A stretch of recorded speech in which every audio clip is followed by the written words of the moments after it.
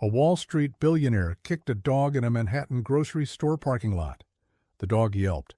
The owner was a combat veteran, a member of the Steel Patriots MC. He had just gotten out of surgery and couldn't physically react, so he made a call. 18 minutes later, 52 Harley-Davidson bikers blocked all 3 gates of the billionaire's $47 million mansion. Nobody got in, nobody got out. And the entire world was about to find out what happens when you hurt the wrong man's dog.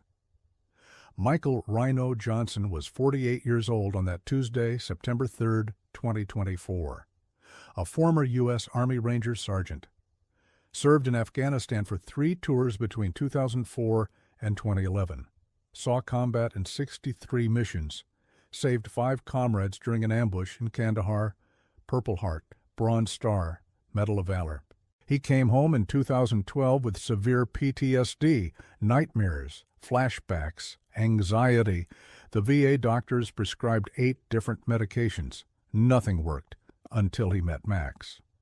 Max was a 4-year-old German Shepherd trained as an emotional service dog for veterans with PTSD, certified, 340 hours of specialized training. He detected signs of anxiety before Michael went into a panic attack.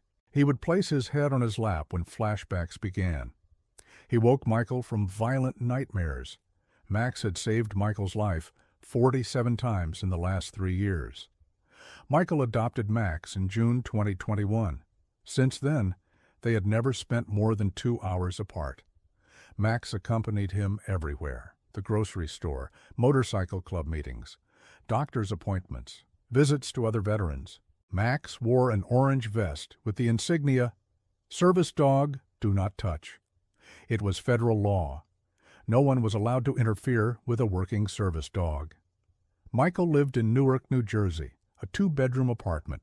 Rent $1,450 a month. He worked as a motorcycle mechanic. Salary $52,000 a year. A simple but dignified life. He was also the sergeant-at-arms for the Steel Patriots MC. A motorcycle club formed exclusively by military veterans. 180 members across 3 chapters: Newark, Jersey City, Patterson. Their mission: protect veterans, raise funds for military causes, and serve the community. Michael was not a criminal. He was a hero who had never stopped serving.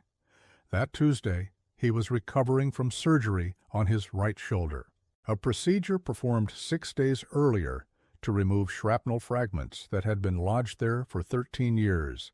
His arm was in a sling, limited movement, constant pain. Max was being even more protective than usual. He wouldn't leave Michael's left side.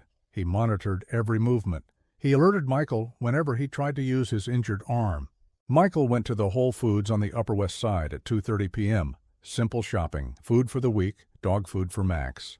Pain medication, total $187.40. He carried the bags with his left arm. Max walked beside him, vigilant.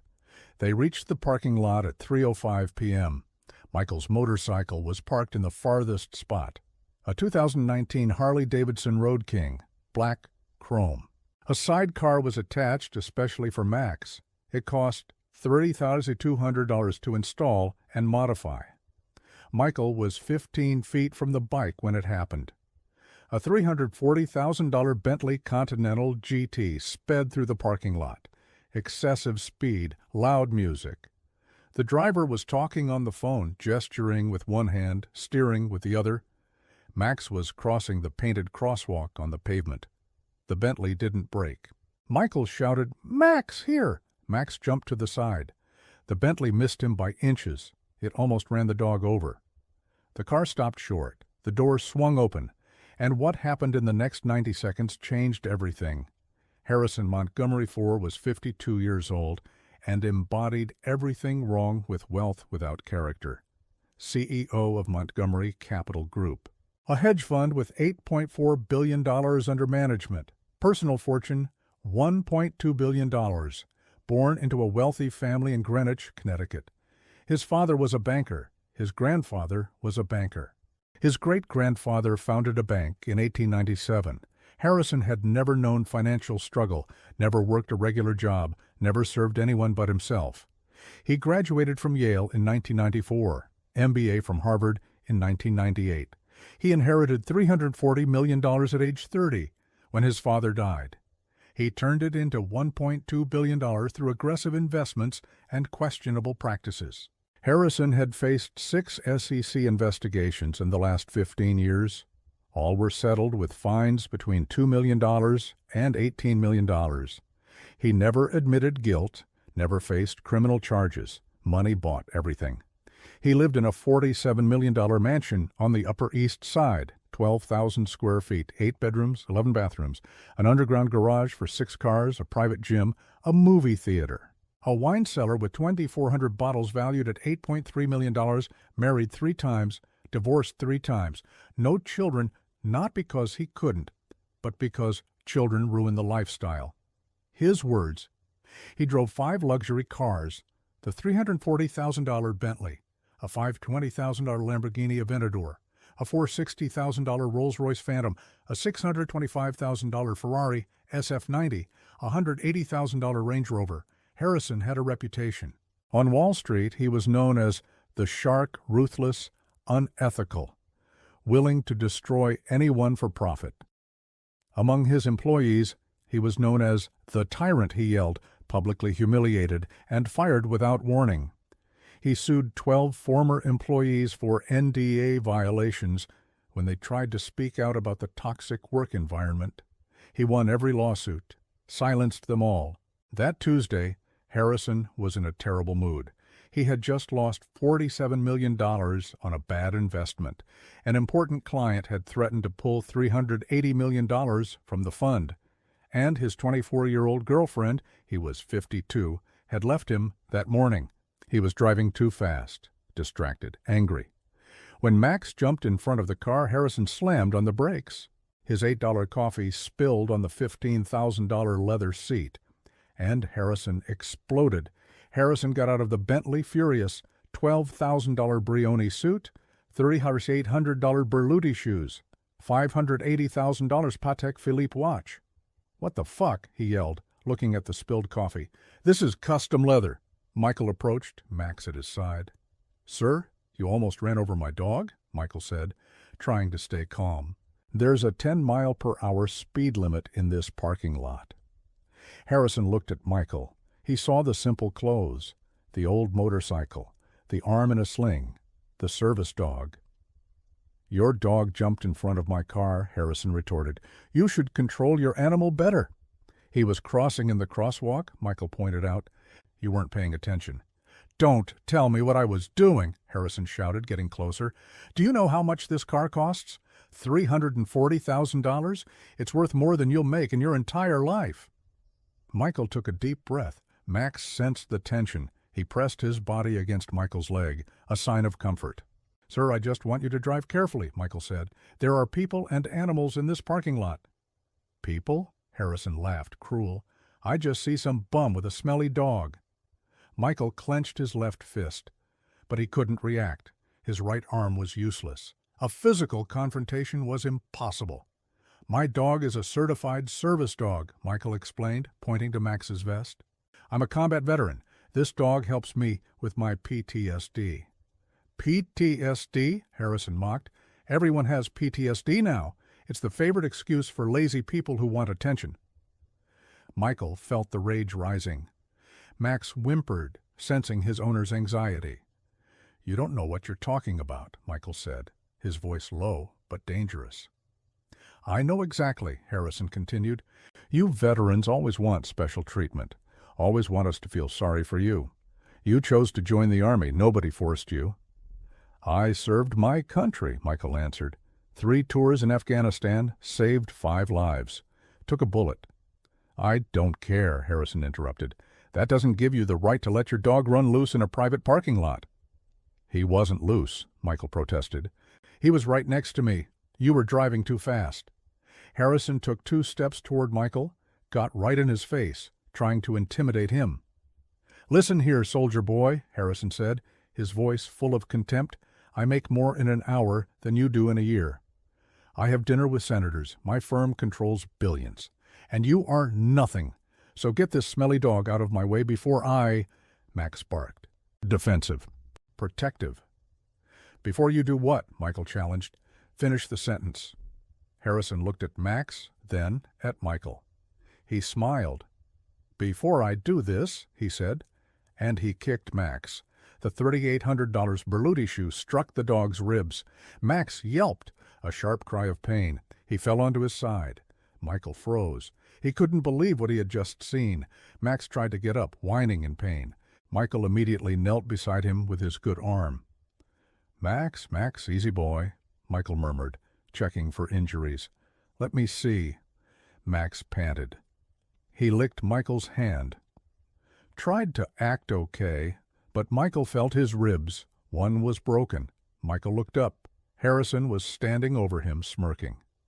Next time, control your dog, Harrison said, turning to get into his Bentley. Michael got to his feet. Pure rage burned in his eyes. You just assaulted a federal service dog, Michael said, his voice shaking with contained fury. That's a federal crime. Prove it, Harrison answered, getting in the car. It's your word against mine, and I can afford better lawyers than you can even imagine. He started the engine, lowered the window. Oh, and soldier boy, Harrison yelled. Thanks for your service. He laughed and sped out of the parking lot. Michael stood there, shaking, Max whining at his side, his right arm useless, alone, but not for long. Michael pulled his phone from his pocket with his left hand. He dialed a number. Reaper, he said when it was answered. I need the club. Now? If you believe animals deserve protection and that cruelty has consequences, subscribe to this channel now. Share this story. Show that there are still people who stand up for the defenseless. Because what happened in the next 18 minutes was seen by 18 million people and changed federal law. Jack Reaper Sullivan answered on the second ring, president of the Steel Patriots MC. 52 years old, former Marine. He'd known Michael for 8 years, brothers in arms, brothers on the road. Rhino, what happened? Reaper asked, hearing the tension in his voice. Michael told him everything. The Bentley, the Billionaire, the kick, Max injured. Heavy silence, then, where are you? Whole Foods, Upper West Side, Michael answered. Taking Max to the emergency vet in 10 minutes. Guy's name? Reaper asked. Harrison Montgomery IV, CEO of Montgomery Capital Group. Black Bentley Continental GT, plate NYK 7734. Stay with Max, Reaper said. We'll handle the rest. He hung up. Reaper made 3 calls in 90 seconds. First, Robert Doc Hayes, the vice president. Mobilize the club, everyone. Now, second, David Ghost Chen, ex-NYPD detective. I need a home address for Harrison Montgomery IV in 10 minutes. Third, Sarah Weinberg, the club's lawyer.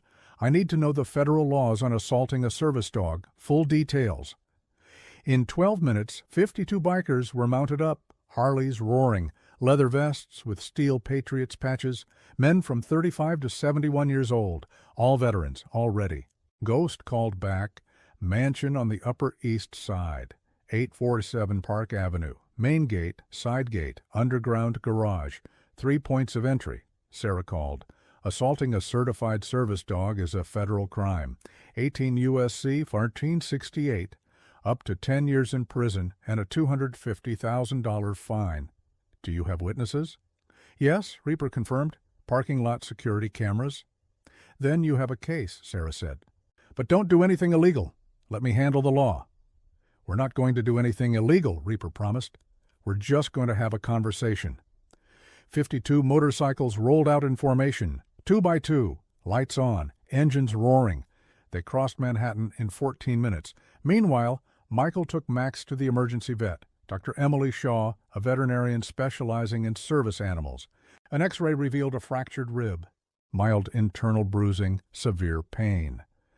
He's going to recover, Dr. Shaw said, but he needs complete rest for 6 weeks. No service work, no stress?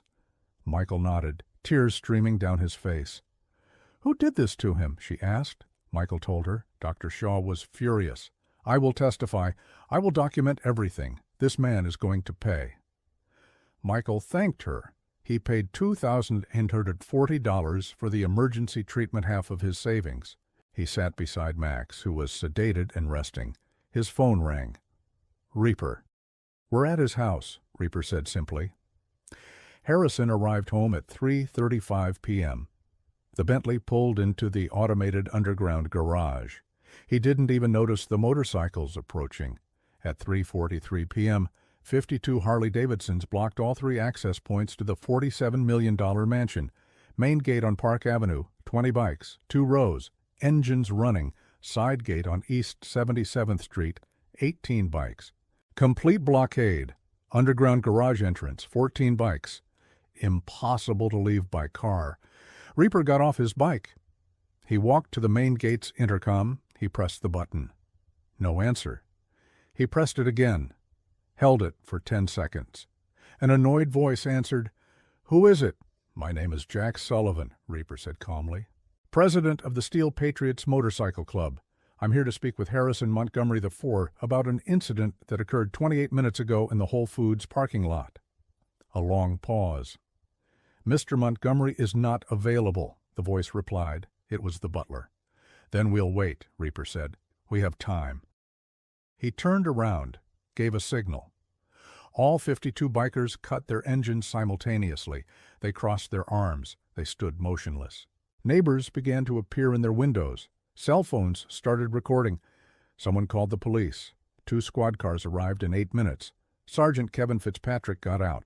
A 22-year police veteran. He knew the Steel Patriots. They worked together on charity events. "Jack," he greeted him. "What's going on here?" "Sergeant," Reaper replied respectfully, "we are exercising our right to peaceful assembly on a public street. We aren't blocking traffic. We aren't trespassing. We are just waiting to speak with a resident of this home." "About what?" Fitzpatrick asked.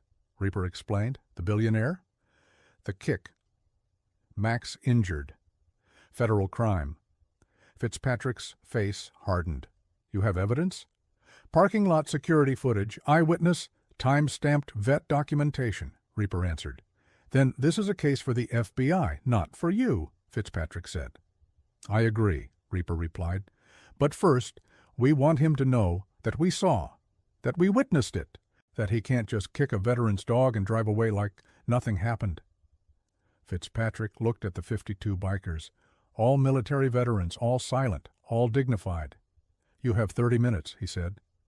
"Peacefully. No threats, no violence." "Thank you, Sergeant," Reaper said.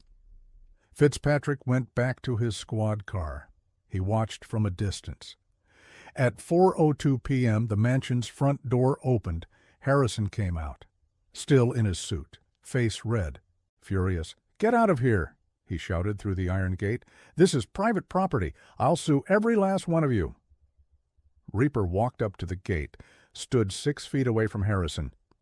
"Mr. Montgomery," he said, his voice calm but firm, "at 3:07 p.m. today, you deliberately kicked a certified service dog belonging to a combat veteran. That is a federal violation. 18 U.S.C. 1368. Up to 10 years in prison." "That's ridiculous," Harrison yelled. "That dog attacked my car." "That's a lie," Reaper answered. "We have the security camera footage. It shows you driving too fast, almost hitting the dog, and then deliberately kicking him when he barked." Harrison turned slightly pale. The dog threatened me," he tried. "It was self-defense." "Self-defense against a 70-pound service dog?" Doc asked, walking up. "You're 6'1" and 195 pounds. And you were standing over the dog. It doesn't fly." Harrison looked around. 52 men were watching him, silent, judging. "What do you want?" he asked, trying to sound tough. "Justice," Reaper answered simply. That's when Michael Rhino Johnson arrived. An Uber pulled up across the street. Michael got out carefully, his arm still in a sling. The 52 bikers parted ways. Michael walked to the gate. He stood in front of Harrison. "You," Harrison said, recognizing him. "You brought this gang here?" "They're not a gang," Michael corrected. "They're my brothers, veterans we served with, fought with, protected each other." "Are you threatening me?" Harrison asked. "No," Michael answered. "We're holding you accountable." He held up his phone, opened an app. He showed a photo of Max on the vet's table, the broken rib visible on the X-ray. "This is what you did," Michael said, his voice breaking. "You broke my dog's rib. He's going to be in pain for 6 weeks. He can't work, and his job is to keep me alive." Harrison looked at the photo. Then he looked away. "It was an accident," he muttered. "Liar," Rhino shouted. "You looked at him, you smirked, and you kicked him, on purpose, because you were angry, because you spilled your coffee, because you're a small man in a big body." Tears were streaming down Michael's face now. "Max saved my life 47 times, he continued. "When I wake up screaming from nightmares, when flashbacks paralyze me, when I think about giving up, he's there, always." He pointed at Harrison. "And you kicked him like he was trash," Michael said, "because you think money gives you the right to hurt anyone you want?" That's when someone started a live stream. A neighbor, across the street, filming from their window, Facebook Live. In 5 minutes, 12,000 people were watching. In 10 minutes, 84,000. In 15 minutes, 340,000. The comments exploded. "Cancel this billionaire. Justice for Max. Veterans protecting veterans?" Someone identified Harrison, posted his company's name, his office address, his public phone number. The internet began to move. At 4:20 p.m., Montgomery Capital Group's Twitter feed had 2,400 mentions, all of them negative. At 4:35 p.m., clients started calling, demanding explanations. At 4:48 p.m., the board of directors called an emergency meeting. Harrison was at the gate, surrounded by cameras, 52 bikers, and a growing online mob. His lawyer called. "Harrison!" he screamed. "Get inside now! Don't say another word!" But Harrison was beyond reason. His ego was wounded, his pride attacked. "You people don't understand," he yelled at the cameras. "I built a billion-dollar empire. I have dinner with governors. I don't have to listen to this. This soldier boy and his gang of motorcycle losers?" Absolute silence. 480,000 people were watching live now. Reaper stepped forward. "Losers?" he repeated calmly. "Every man here served this country, risked his life, bled on foreign sand, while you were on yachts and at galas." He pointed to the bikers. "Old Wolf over there lost his leg in Vietnam at 21. Diaz, Bronze Star, saved his entire platoon in Fallujah. Carter? Purple Heart, took shrapnel protecting civilians. And Rhino?" Reaper pointed to Michael. 3 tours, Medal of Valor, came back with severe PTSD, and the only reason he's alive today is that dog you kicked." Harrison fell quiet. "So, yeah," Reaper concluded, "we're losers, because we lost friends in combat. We lost our innocence. We lost parts of ourselves serving something bigger than us." He looked directly at Harrison. "What have you ever lost, besides 3 marriages and basic human respect?" 820,000 people watching.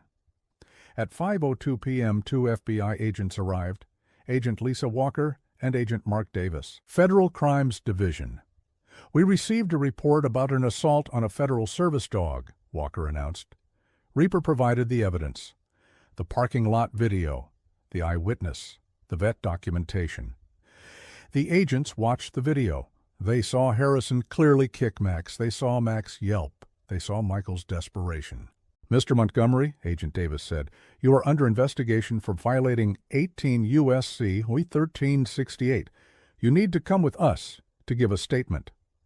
"I'm not going anywhere without my lawyer," Harrison screamed. "Then call him," Walker replied. "But you are giving a statement today." Harrison's lawyer arrived in 18 minutes. Stephen Adler, $950 an hour, the best criminal defense attorney in New York. He tried to negotiate. He tried to stall, but the evidence was too clear. Harrison gave his statement at 7:40 p.m. He denied malicious intent. He claimed it was an instinctive reaction, that he felt threatened. It didn't stick. Witnesses gave statements. The video didn't lie. The veterinary exam confirmed trauma consistent with a forceful kick. At 9:15 p.m., the FBI formally charged Harrison Montgomery with assault on a federal service dog, interference with an assistance animal, animal cruelty, an additional state charge. Bail was set, at $500,000. Harrison paid it, but the damage was done. The live stream hit 4.2 million views in 24 hours. It became a headline on every news network: CNN, MSNBC, Fox News. Billionaire charged with kicking veteran service dog. Montgomery Capital Group lost $680 million in client withdrawals in 48 hours. 3 institutional clients canceled $1.2 billion in contracts. The board of directors removed Harrison as CEO within 72 hours. His reputation on Wall Street destroyed. 6 weeks later, the trial. The jury deliberated for 4 hours. The verdict: guilty on all charges. The sentence: 18 months in federal prison, a $250,000 fine, $85,000 in restitution to Michael for vet costs and damages, 500 hours of community service at an animal shelter upon release, a permanent ban on owning animals. Harrison Montgomery IV, Wall Street billionaire, served 14 months, with time off for good behavior, in a minimum security federal prison. He got out at 54. His fortune was reduced to $180 million after fines, civil suits, and the loss of his company. No one on Wall Street would hire him. His name was toxic. He got a job as a financial consultant at a small firm. Salary: $180,000 a year. From billionaire to regular employee. Max recovered completely in 8 weeks. He returned to work as a service dog, more protective than ever. Michael received $85,000 in restitution. He used it to pay all his medical debts, $32,000, create an emergency fund for Max, $20,000 donate to a service dog organization for veterans, $25,000 savings, $8,000. The story went viral in a positive way. Veterans organizations received $2.3 million in donations after the case. The Steel Patriots MC gained national recognition as protectors of veterans. Michael was invited to speak before Congress about the importance of service dogs. His 12-minute testimony received a bipartisan standing ovation. New legislation was passed. Max's Protection Act.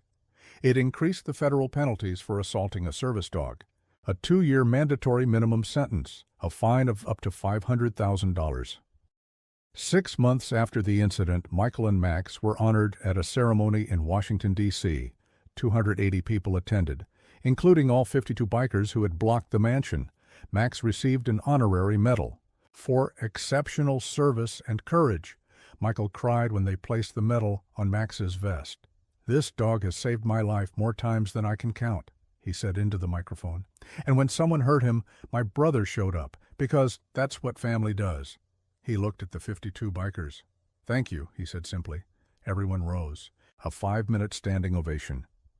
There's an old military saying, "We leave no one behind." That doesn't just apply to soldiers. It applies to anyone who serves alongside us, who protects us, who keeps us alive. Max was more than a dog. He was a lifesaver. He was a therapist. He was family. He couldn't speak, but his presence said everything. You are not alone. I am here, always. Harrison Montgomery thought $1.2 billion meant he was above consequences, above decency, above basic humanity. He learned he was wrong.